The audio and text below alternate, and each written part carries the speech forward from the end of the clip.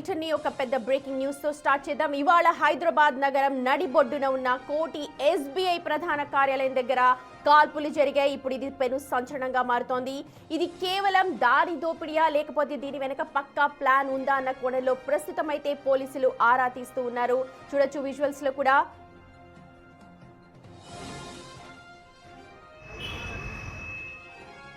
ఒకసారి మొత్తం సీన్ గనక మనం చూస్తే, రిషద్ అనే వ్యక్తి ఉదయం 7 గంటల ప్రాంతానికి వస్తాడు అని మరి దుండగులకి ముందే తెలుసా అన్న విషయం ఇక్కడ తేలాల్సి ఉంది. ఎందుకంటే పొద్దున 7 గంటలకు డిపాజిట్ చేయడానికంటూ వెళ్ళాడు రిషబ్ అనే వ్యక్తి. ఆ రిషద్ అనే వ్యక్తి దగ్గర నుంచి డబ్బుల సంచి లాక్కొని కొంతమంది దుండగులు కాల్పులు జరిపి పరారైపోయారు. ఖచ్చితంగా ఇది తెలిసిన వారే పని అని చెప్పి ప్రతి ఒక్కరు కూడా అక్కడ అనుకుంటూ ఉన్నారు. పోలీసులు నిర్ధారణకు వస్తున్నట్టుగా తెలుస్తోంది. టిప్ ఆఫ్ దోపిడీగా జరిగినట్టు అనుమానాలు వ్యక్తం చేస్తున్నారు. నిందితులు ఈ ఏరియాలో ముందే రెక్కి నిర్వహించారని, తప్పించుకోవడానికి అనువైన మార్గాలు కూడా ఎంచుకున్నారు అని అంటూ పోలీసులు ప్రస్తుతం ఒక ప్రాథమిక విచారణలో అయితే చెప్తూ ఉన్నారు. ఇంకా పూర్తి డీటెయిల్స్ మనకు అందాల్సి ఉంది. నిందితులు స్థానికులా లేకపోతే ఎవరైనా అంతర్రాష్ట్ర ముఠా సభ్యుల అన్నది కూడా ఇంకా తేలాల్సి ఉంది. అత్యంత రద్దీగా ఉండే ప్రాంతంలో సామాన్యుడిపై కాల్పులు జరపడం నగర భద్రతపై ఇప్పుడు ఆందోళన కలిగిస్తోంది.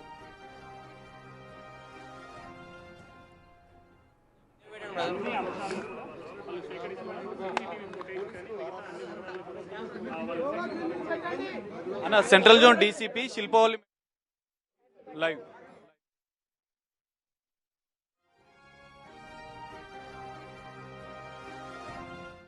ఈరోజు ఎర్లీ అవర్స్లో అరౌండ్ 6:50 and 7 మధ్యలో ఇద్దరు అన్నోన్ అక్యూజ్ పర్సన్స్, ఇద్దరు అన్నోన్ అఫెండర్స్ ఈ సుల్తాన్ బజార్ పిఎస్ లిమిట్స్లోని కోటి ఎస్బీఐ బ్రాంచ్ దగ్గర పక్కనే ఉండేటువంటి ఏటీఎం దగ్గర ఈ విక్టిమ్ పర్సన్ క్యాష్ డిపాజిట్ చేయడానికి వచ్చినప్పుడు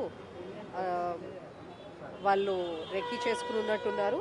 పక్కనే ఉన్నటువంటి బస్ స్టాప్ నుంచి వచ్చి అతన్ని ఒక సపోజిడ్లీ తపంచా ఒక రౌండ్ ఫైర్ చేయడం జరిగింది. దాంతో విక్టిమ్కి కాలికి ఇంజరీ జరిగి అతను అక్కడ పడిపోతే అతని బైక్ అండ్ బ్యాగ్ తీసుకొని వీళ్ళు వెళ్ళిపోవడం జరిగింది. దీనికి సంబంధించి క్లూస్ టీమ్ వచ్చింది, సీసీటీవీస్ వెరిఫై చేస్తున్నాము. సెవెరల్ టీమ్స్ అన్నీ కూడా పెట్టి ఇన్వెస్టిగేషన్ టీమ్స్ పెట్టి టాస్క్ ఫోర్స్ అండ్ సిసిఎస్ టీమ్స్తో కలిసి కోఆర్డినేట్ చేసి we are working it out. Thank you.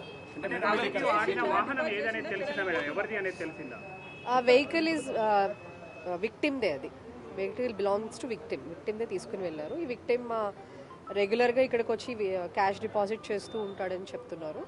So maybe will have to verify on that grounds. మనకి ఇంకా అంత క్లారిటీ రాలేదు. వాళ్ళైతే ఏటీఎంకి రైట్ సైడ్ నుంచి వచ్చినట్టుంది. Will have to verify. Hospital admit అయి ఉన్నాడు అతను. ఇంకాను విల్ టేక్. Is fine. సుమారు 6 లక్షలు. విక్టిమ్కి తగిలింది అయితే ఒక రౌండ్, బహుశా ఇంకొకటి కూడా ఫైర్ చేసి ఉండొచ్చు. మనం క్లూస్ టీమ్ వాళ్ళు వెరిఫై చేస్తున్నారు. నాంపల్లి సంబంధించిన అతను, ఈయన క్లాత్ బిజినెస్ చేస్తూ ఉంటారు. క్లాత్ బిజినెస్కి సంబంధించిన క్యాషే డిపాజిట్ చేయడానికి వచ్చారు.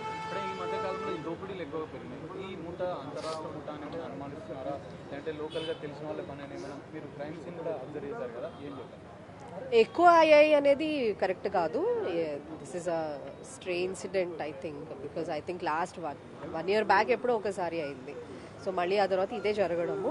సో యా, బట్ స్టిల్ ఎప్పుడైనా అఫెన్సే. మీరు ఇంకోటి ఏమడిగారు? ఎన్ని టీమ్స్? ఆల్మోస్ట్ 5 teams ఫామ్ చేసాం ఇప్పటికి. ఇంకా టాస్క్ ఫోర్స్ వాళ్ళందరూ కూడా కోఆపరేట్ చేస్తారు. Will have to verify. Preliminary. Thank you. ఇది పరిస్థితి. ఇప్పటికే దీనికి సంబంధించినటువంటి ఇంకా 5 టీంలను ఫామ్ చేసి పూర్తిగా దర్యాప్తు చేసినట్లు కూడా డీసీపీ శిల్పవల్లి మేడం చెప్తున్నారు. ఒకసారి మనం ఇన్సిడెంట్ స్పాట్లోనే ఉన్నాం. అసలు ఎలా జరిగింది అనేది ఒకసారి స్టెప్ బై స్టెప్ ఎక్స్ప్లెయిన్ చేసే ప్రయత్నం చేశాను. కోటి నడిబొడ్డున ప్రధాన బ్యాంక్ స్ట్రీట్ అంటారు. మొత్తం బ్యాంకులకు సంబంధించినటువంటి ప్రధాన కార్యాలయాలు ఎక్కువగా ఇక్కడే ఉంటాయి. కోటి ప్రధాన కార్యాలయం ఎస్బీఐ ప్రధాన కార్యాలయానికి సంబంధించినటువంటి ఏటీఎం ఇది. ఇందులో ఏటీఎంకి సంబంధించినటువంటి ఈ సర్వీసెస్ అంటే డైరెక్ట్గా డిపాజిట్ కావచ్చు, ఏటీఎం కావచ్చు, పాస్బుక్ కావచ్చు, అన్ని రకాల సేవలను దీంట్లో ఏర్పాటు చేశారు. సో ఇందులో నాంపల్లికి సంబంధించినటువంటి రిన్షద్ అనే వ్యక్తి ఆయన వస్త్ర వ్యాపారం అన్నట్లు కూడా తెలుస్తోంది.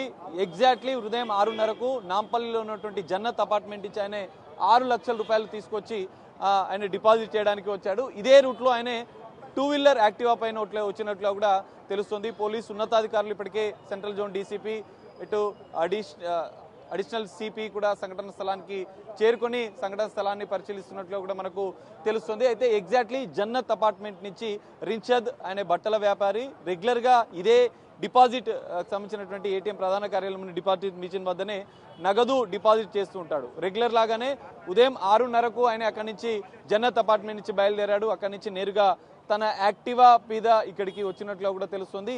ఎగ్జాక్ట్లీ ఇదే ప్రాంతంలో మనం చూడొచ్చు. బ్యాగ్ తీసుకొని యాక్టివా దిగాడు, ఇక్కడనే పార్క్ చేశాడు. బ్యాగ్ తీసుకొని 6 లక్షల రూపాయల నగదు తీసుకొని ఇక్కడికి వచ్చాడు. ఎగ్జాక్ట్లీ ఇదే స్పాట్లో రక్తపు మరకలు ఇవన్నీ ఉన్నాయి. పోలీసులు ఇప్పటికే క్లూస్ టీమ్స్ అన్ని ఆధారాలు సేకరించింది. ఎగ్జాక్ట్లీ ఇక్కడ బ్యాగ్ పట్టుకొని ఆయన లోపలికి వెళ్తున్న క్రమంలో 2 దుండగులు ఇక్కడి నుంచి వచ్చినట్లుగా కూడా పోలీసులు గుర్తించారు. 2 దుండగులు వచ్చి అతని పైన గన్నుతో మొదట బెదిరించి ఆ బ్యాగ్ని లాక్కునే ప్రయత్నం చేశారు. అనంతరం ఆయన కాల్కి ఒక రౌండ్ కాల్పులు జరిపారు, మరో రౌండ్ పక్కకు జరిపారు. ఆ 2 బుల్లెట్లను కూడా ఇప్పటికే పోలీసులు స్వాధీనం చేసుకున్నారు. సో ఇక్కడ బుల్లెట్ గాయాలైన అనంతరం రక్తపు మడుగులు అతను పడి ఉన్నాడు. అతని వద్ద ఉన్నటువంటి బ్యాగ్ని లాక్కొని 2 దుండగులు ఇక్కడ దుండగులు పారిపోయిన విధానాన్ని కూడా మనం పరిశీలిస్తే బాధితుడికి సంబంధించినటువంటి యాక్టివా ఏదైతే తీసుకొచ్చాడో అదే యాక్టివా పైన పరారయ్యారు. సో ఇది క్లియర్గా తెలిసిన వారి పని అనేది కొంత అనుమానాలు పెద్ద ఎత్తున వ్యక్తం అవుతున్నాయి. ఎందుకంటే అతడు ఉదయం రావడం, ఇంటి దగ్గర నుంచి బయలుదేరడం, అక్కడి నుంచి ఆయన ఫాలో అయిన అనంతరం కూడా అతని బైక్ పైనే వాళ్ళు పరారవడం అనేది కొంత పెద్ద ఎత్తున అనుమానాలకు తావిస్తుంది. అతను ఇక్కడికే రెగ్యులర్గా వచ్చి డిపాజిట్ చేస్తాడన్న విషయం, అదే సమయంలో అతను వచ్చి డిపాజిట్ చేస్తాడన్న విషయం ఇవన్నీ తెలిసిన వారికి పని అన్నట్లు కూడా పోలీసులు అనుమానం వ్యక్తం చేస్తున్నారు. 2 దుండగులు రిన్షద్ని వెంబడించారు, ఫాలో అయ్యారు. ఎగ్జాక్ట్లీ ఏటీఎం దగ్గరికి రాగానే డిపాజిట్ చేయడానికి మరికొద్ది క్షణాల్లోనే లోపలికి వెళ్తారు. లోపలంతా సీసీ కెమెరాలు ఉంటాయి. ఇక్కడ కూడా బయటకు సంబంధించినటువంటి సీసీ కెమెరాలను, రోడ్డు పైన ఉన్నటువంటి సీసీ కెమెరాలను కూడా పోలీసులు స్వాధీనం చేసుకున్నారు. ఇదే స్పాట్లో దుండగుడి పైన 2 రౌండ్ల కాల్పులు జరిపినటువంటి బాధితుడి పైన 2 రౌండ్ల కాల్పులు జరిపినటువంటి దుండగులు 6 లక్షల బ్యాగ్ని కూడా తీసుకెళ్లారు. సో దీనికి సంబంధించినటువంటి దృశ్యాలన్నీ కూడా రికార్డ్ అయ్యాయి. ఎగ్జాక్ట్లీ ఈ రూట్లో మనం చూపిస్తున్నటువంటి, ఎందుకంటే రెగ్యులర్గా ఇది కోటి సంబంధించినటువంటి ప్రాంతం అనేది జనసంద్రంగా ఉంటుంది, రష్గా ఉంటుంది. ఇక్కడి నుంచి నాంపల్లి నుంచి రూట్ నుంచి రావాలంటే ఇదే రూట్ నుంచి రావాల్సి ఉంటుంది. ఈ రూట్లోనే దుండగులు, బాధితుడు కూడా ఇదే రూట్లో వచ్చారు. సో ముందే పక్కన ఉన్నటువంటి బస్ స్టాప్లోనే 2 దుండగులు వెయిట్ చేసినట్లు కూడా తెలుసు. ఎందుకంటే బాధితుడు లోపలికి వెళ్లే క్రమంలోనే 2 సడన్ గా రావడం, అతని పైన అటాక్ చేయడం, బ్యాగ్ ను తీసుకొని అతని బైక్ పైనే తిరిగి పరారి కావడం. సో ఇక్కడ సాగర్ మీరు చెప్తున్న విషయాలు కావచ్చు, లేకపోతే అక్కడ ఉన్న సీన్ ఆఫ్ అఫెన్స్, అక్కడ కనిపిస్తున్న దృశ్యాలను బట్టి చూస్తే రద్దీగా ఉండే ప్రాంతం ఖచ్చితంగా. కానీ ఉదయం 7 గంటలకు ఆ ప్రాంతంలో ఎక్కువగా రద్దీ ఉండదు. దానికి తోడు ఇవాళ శనివారం చాలా తక్కువ రద్దీ ఉంటుంది. సో పక్కా ప్లాన్ ప్రకారమే ఈ జరిగినట్టుగా, ఈ కాల్పులు జరిగినట్టుగా అంచనా వేయొచ్చా? ఎందుకంటే ఇందాక సెంట్రల్ జోన్ డీసీపీ కూడా చెప్తున్నారు, ఇట్స్ వెరీ ఎర్లీ టు చెప్పడం, ప్రతి ఒక్కటి కూడా అస్యూమ్ చేయడం చెప్పడం తప్ప ఇంకా ప్రస్తుతానికి ఏం చెప్పలేము అని చెప్పి ఆయన అన్నారు. సుమతి, ఖచ్చితంగా. ఎందుకంటే వీకెండ్స్ కావడంతో కొంత రద్దీ తక్కువ ఉంటుంది. ఉదయం 7 గంటల సమయం కావడంతో పెద్ద ఎత్తున ఇక్కడ అంటే జనసంద్రం అనేది పెద్దగా ఉండదు. సో దీన్నే అదునుగా చేసుకున్నారు దుండగులు. సో జనరల్గా మధ్యాహ్నం అనంతరం కూడా 10-11 గంటల అనంతరం కూడా రద్దీగా ఉండేటువంటి ప్రాంతం. కానీ ఇక్కడ రిన్షద్ ఉదయం 7 గంటలకే డిపాజిట్ చేస్తున్నాడన్న విషయం, ఇదే ఏటీఎంలో డిపాజిట్ చేస్తున్నాడన్న విషయం ఖచ్చితంగా తెలిసిన వారికే అన్ని విషయాలు తెలిసే అవకాశం ఉంటుంది. సో అతను 6 లక్షల బ్యాగ్ని తీసుకొని వస్తున్నప్పుడు కూడా దుండగులు ఫాలో అయినట్లు కూడా ఇప్పటికే సీసీ కెమెరాల ఆధారంగా కూడా పోలీసులు గుర్తించారు. దాదాపు 5 బృందాలను ఏర్పాటు చేశారు, సీసీ కెమెరాలు పరిశీలించారు. బాధితుడి యాక్టివా పైనే ఇటువైపు నుంచి కోటి నుంచి పరారైనట్లు కూడా గుర్తించారు. ఇప్పటికే ఇక్కడ సంఘటనా స్థలానికి పోలీసు ఉన్నతాధికారులు చేరుకున్నారు, పూర్తిస్థాయి వివరాలు సేకరిస్తున్నారు. సో ఇక్కడ రిన్షద్ బట్టల వ్యాపారి అని తెలవడం, అతను 6 లక్షల రూపాయలు డిపాజిట్ చేస్తున్నాడన్న విషయాలు తెలియడం, ఇవన్నీ కూడా తెలిసిన వారికి ఇవన్నీ విషయాలు తెలిసే అవకాశం ఉంటుంది. అతని ఫాలో అయినటువంటి దుండగులు మొదట ఏటీఎం పక్కనే ఉన్నటువంటి బస్ స్టాప్లో వెయిట్ చేశారు. అనంతరం అతను బ్యాగ్ తీసుకొని లోపలికి వెళ్తున్న క్రమంలోనే ఎగ్జాక్ట్లీ ఏటీఎంకి ముందే ఈ ఏటీఎంకి సంబంధించినటువంటి దాదాపు మరికొద్ది క్షణాల్లోనే లోపలికి వెళ్ళే అవకాశం ఉంటుండే. ఎగ్జాక్ట్లీ ఇదే స్పాట్లో కొద్ది క్షణాల్లో లోపలికి వెళ్తాడు. సో అక్కడనే అడ్డగించారు. క్లూస్ టీమ్ కూడా ఆధారాలు పూర్తిగా సేకరించింది. ఆ 2 బుల్లెట్లను 2 రౌండ్ల కాల్పులు జరిపిన నేపథ్యంలో ఆ 2 బుల్లెట్లకు సంబంధించినటువంటి ఆనవాళ్లను, క్రైమ్ జరిగినటువంటి స్పాట్లో ఉన్నటువంటి అతల బాధితులకు సంబంధించినటువంటి ఆనవాళ్లను ఇప్పటికే క్లూస్ టీమ్ ఆధారాలు సేకరించింది. సాగర్, రిషద్ ఎవ్రీడే అంటే ప్రతి వారం వస్తాడా, ఎవ్రీడే వస్తాడా? క్లాత్ మర్చెంట్ అంటూ ఉన్నారు. వాళ్ళకి సంబంధించిన షాప్ కి సంబంధించిన అమౌంట్ ని డిపాజిట్ చేస్తూ ఉండొచ్చు బహుశా. వాళ్ళకి సంబంధించిన వాళ్ళు ఎవరైనా వచ్చారా అక్కడికి, లేకపోతే అందరూ హాస్పిటల్ దగ్గరే ఉన్నారా? ప్రస్తుతం ఆయన పరిస్థితి నిలకడగానే ఉన్నట్టు ఇందాక సెంట్రల్ జోన్ డీసీపీ వాళ్ళు చెప్తూ ఉన్నారు. సుమతి, ఇప్పటికే రిషద్కి సంబంధించినటువంటి వెంటనే రక్తపు గాయాలైనటువంటి బుల్లెట్ గాయాలైనటువంటి రిషద్ని స్థానికులు ఇక్కడ ఉన్నటువంటి వారు ఎగ్జాక్ట్లీ 7:10 నిమిషాలకు 100 డయల్కి సమాచారం ఇచ్చారు. స్థానిక సుల్తాన్బాద్ పోలీసు సంఘటన స్థలానికి చేరుకుని గాయాలతో ఉన్నటువంటి రిషద్ని స్థానిక మలక్పేట్ యశోద ఆసుపత్రికి తరలించారు. ప్రస్తుతం ఆయన ఆరోగ్య పరిస్థితి నిలకడగానే ఉన్నట్లు చెప్తున్నారు. వారి కుటుంబ సభ్యులు, బంధువులు కూడా మలక్పేట్ యశోద ఆసుపత్రికి చేరుకున్నారు. అయితే ఇక్కడ ఎవరు దుండగులు ఎత్తుకెళ్లారన్న అంశాలపైన కూడా కొంత క్లారిటీ రావాల్సి ఉంది. మొత్తం దాదాపు ఇప్పటికే 30కి పైగా సీసీ కెమెరాలను పోలీసులు పరిశీలించారు. 5 ప్రత్యేక బృందాలతో గాలిస్తున్నట్లుగా కూడా తెలుస్తుంది. తెలిసిన వారే ఇదంతా చేశారా, లేదంటే ఇంకెవరైనా ఏదైనా ముఠాపన అనేది కూడా పోలీసులు ఇంకా దర్యాప్తు చేస్తున్నారు. ఇక్కడ ఉన్నటువంటి సీసీ కెమెరాలను కూడా పరిశీలిస్తున్నారు. ఎందుకంటే ఇక్కడ మనం ఒక్కసారి చూడొచ్చు, ఈ స్పాట్కు జరిగినటువంటి ఎగ్జాక్ట్లీ 10 మీటర్లోనే పక్కన మెడికల్ షాప్ వ్యూ కూడా ఇటువైపుగానే ఉంది. ఆ సీసీ కెమెరాలను పరిశీలిస్తే ఇక్కడ దాదాపు మొత్తం చుట్టూ కూడా అన్ని సీసీ కెమెరాలు ఉండే అవకాశం ఉంది. ఎందుకంటే ఇది ఎస్బీఐ ప్రధాన కార్యాలయం కావడం, ఇటు మెయిన్ రోడ్డుగా అన్ని వాణిజ్య షాపులు, పెద్ద ఎత్తున మెడికల్ షాపులు కావచ్చు, ఇటువైపుగా చూస్తే మరోవైపు బ్యాంక్స్ ఉంటాయి. సో ఇవన్నీ కూడా కోటి అనేది కొంత కీలక ప్రాంతం కావడంతో చుట్టూ కూడా సీసీ కెమెరాలు ఉంటాయి. ఈ సీసీ కెమెరాలు అన్నింటినీ కూడా ఇప్పటికే పోలీసులు పరిశీలించారు. 2 దుండగులు ఫాలో అయినటువంటి విధానం, ఇక్కడ ఏటీఎం వద్దకు వచ్చిన అనంతరం కూడా కాల్పులు జరిపినటువంటి దృశ్యాలు కూడా సీసీ కెమెరాలో పూర్తిగా రికార్డ్ అయ్యాయి. అనంతరం బాధితుడి యాక్టివా పైనే కూడా వాళ్ళు పరారైనట్లుగా కూడా గుర్తించారు. సో బాధితుడు యాక్టివా పైన రావడం, అక్కడి నుంచి బయలుదేరుతున్నటువంటి విషయం, ఇవన్నీ కూడా కేవలం తెలిసిన వారికి మాత్రమే ఈ అన్ని విషయాలు తెలిసే అవకాశం ఉన్నట్లుగా కూడా పోలీసులు అనుమానిస్తున్నారు. అదే కోణంలో ఇప్పుడు దర్యాప్తు చేస్తున్నట్లుగా కూడా తెలుస్తుంది. Black Activa TS 08HN 8582 black colour Activa పైన బాధితుడు వచ్చాడు. సో అదే బైక్ పైన వాళ్ళు పరారైనట్లుగా కూడా పోలీసులు ఇప్పటికే గుర్తించారు. అడిషనల్ సిపి శ్రీనివాస్ కూడా క్రైమ్కి సంబంధించినటువంటి మొత్తం ఈ స్పాట్ని కూడా పరిశీలించారు. సెంట్రల్ జోన్ డీసీపీ, పోలీసు ఉన్నతాధికారులు ఒక్కసారిగా ఉలిక్కి పడిందని చెప్పుకోవచ్చు. ఎందుకంటే కాల్పులు జరగడం, అతని వద్ద ఉన్నటువంటి బ్యాగ్ని తీసుకెళ్లే క్రమంలో ఇక్కడ ఉన్నటువంటి కొంతమంది స్థానికులు ఉన్నారు, వారు కూడా కొంత భయాందోళనకు గురైన పరిస్థితి. స్పాట్లో ఉన్నటువంటి ఆధారాలను సేకరించినటువంటి క్లూస్ టీం, మరోవైపు పోలీసులు సీసీ కెమెరాల ఆధారంగా దర్యాప్తు చేస్తున్నారు. నాంపల్లిలోని జన్నత్ అపార్ట్మెంట్ నుంచి కోటి వరకు దుండగులు ఫాలో అయినటువంటి విధానం, ఇక్కడ వచ్చిన అనంతరం దాడి చేసినటువంటి విధానం, అనంతరం బ్లాక్ యాక్టివా పైన దుండగులు పరారైన కోటి మీదుగా పరారైనట్లుగా కూడా తెలుస్తుంది. వాళ్ళు దుండగులు ఎటువైపు పరారైన కోణంలో అక్కడ ఉన్నటువంటి బైక్ యాక్టివా తీసుకొని పరారైన నేపథ్యంలో ఆ సీసీ కెమెరాల ఆధారంగా కూడా దర్యాప్తు చేస్తున్నట్లుగా కూడా తెలుస్తుంది. మనం ఒక్కసారి పరారైనటువంటి బాధితుడు తీసుకొచ్చినటువంటి black colour Activa TS 08HN 8582 black colour Activa TS 08HN 8582 black colour Activa పైన బాధితుడు వచ్చాడు.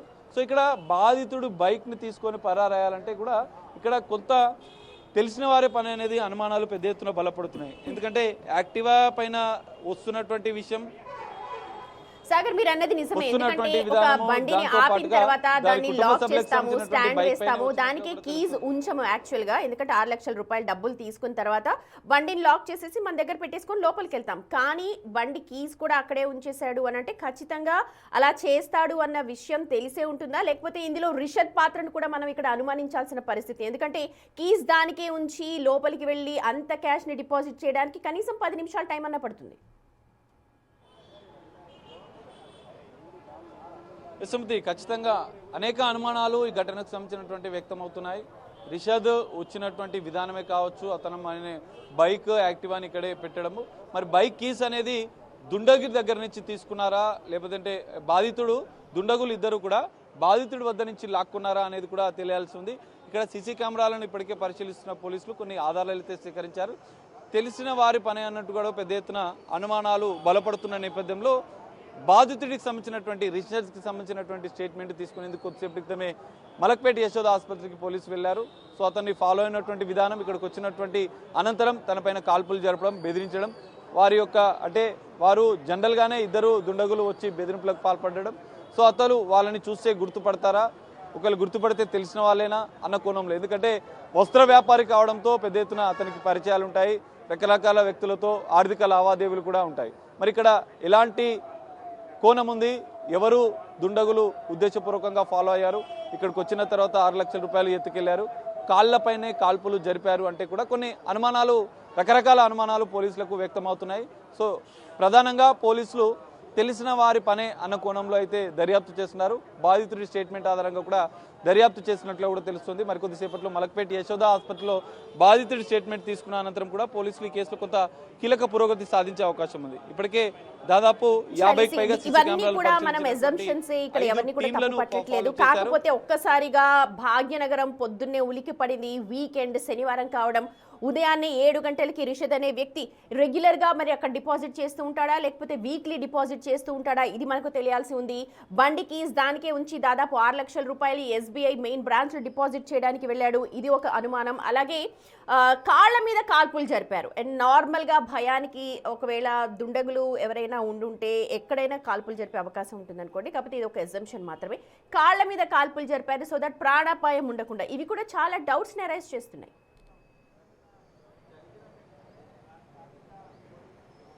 సుమతి, ఖచ్చితంగా, ఎందుకంటే ఇక దుండగుడు నాంపల్లి నుంచి బాధితుడు రావడం, ఇద్దరు ఫాలో అవుతున్నటువంటి విషయం తెలియడం, అదే బైక్ పైన పరారి కావడం, కాళ్లపైన కాల్పులు జరపడం, ఇవన్నీ కూడా పలు అనుమానాలకు తావిస్తుంది. ఇక్కడ మరో అంశం, ఎస్బీఐకి సంబంధించినటువంటి ప్రధాన కార్యాలయం ఏటీఎం. ఇక్కడ జనరల్గా ఇంత పెద్ద ఏటీఎం ఉంటుంది, రకరకాల వ్యాపారులు వస్తూ ఉంటారు. ఇక్కడ రిషద్ అనే వ్యాపారి కూడా వస్త్ర వ్యాపారం కావడంతో రెగ్యులర్గానే డబ్బు డిపాజిట్ చేయడానికి కోటిలో ఉన్నటువంటి ఇదే డిపాజిట్ ఏటీఎం దగ్గరికి, డిపాజిట్ సిఎండి దగ్గరికి కూడా రెగ్యులర్గా వస్తున్నట్లు కూడా పోలీసులు తెలుసుకున్నట్లు కూడా కొద్దిసేపటి క్రితమే డీసీపీ శిల్పవల్లి చెప్పారు. కానీ ఇక్కడ మరో కీలక అంశం, ఎస్బీఐ ప్రధాన కార్యాలయం కావడం, కోటి లాంటి రద్దీ ప్రాంతంలో ఏటీఎం ముందు ఒక సెక్యూరిటీ గార్డు లేకపోవడం కూడా కొంత ఇక్కడ భద్రతా లోపం కూడా కనిపిస్తుంది. సీసీ కెమెరాలు అన్ని లోపల ఉన్నప్పటికీ కూడా బయటి వ్యూ, ఎందుకంటే ఇంత పెద్ద ప్రధాన కార్యాలయం మొత్తం రాష్ట్ర వ్యాప్తంగా ఉన్నటువంటి ఎస్బీఐ కార్యకలాపాలన్నీ కూడా ఇక్కడే జరుగుతాయి. ఇక్కడ పెద్ద ఎత్తున ఒక్క ఏటీఎం కాదు, మనం ఒకసారి లోపల చూస్తే కూడా ఒక్క ఏటీఎం కాదు, దాదాపు 2-3 ఏటీఎంలు, పాస్బుక్ మిషన్, డిపాజిట్ మిషన్లు కూడా దాదాపు మనం చూస్తే 1, 2, 3 మొత్తం ఒక 6 నుంచి 7 మిషన్లు ఇందులో ఉన్నాయి.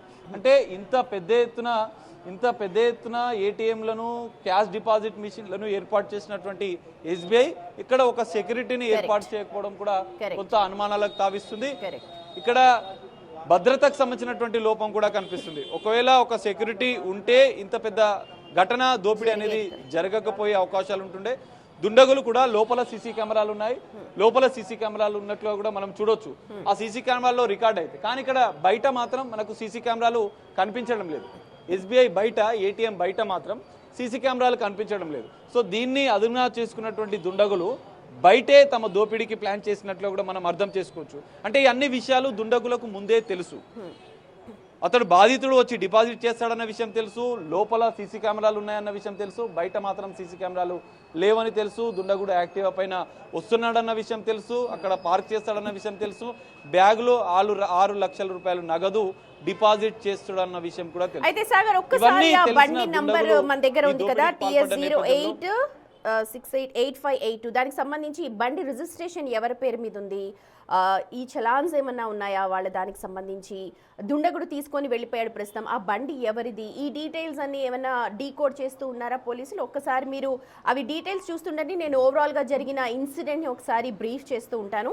రైట్, చూడొచ్చు ఇవాళ కోటి నగరంలో ఒక్కసారిగా కాల్పులు జరిగాయి. రిషద్ అనే వ్యక్తి బట్టల షాప్ నిర్వహిస్తున్నాడు, అక్కడ పనిచేస్తున్నాడా నిర్వహిస్తున్నాడా అన్నదా ఇంకా మనకైతే తెలియట్లేదు విషయాలు.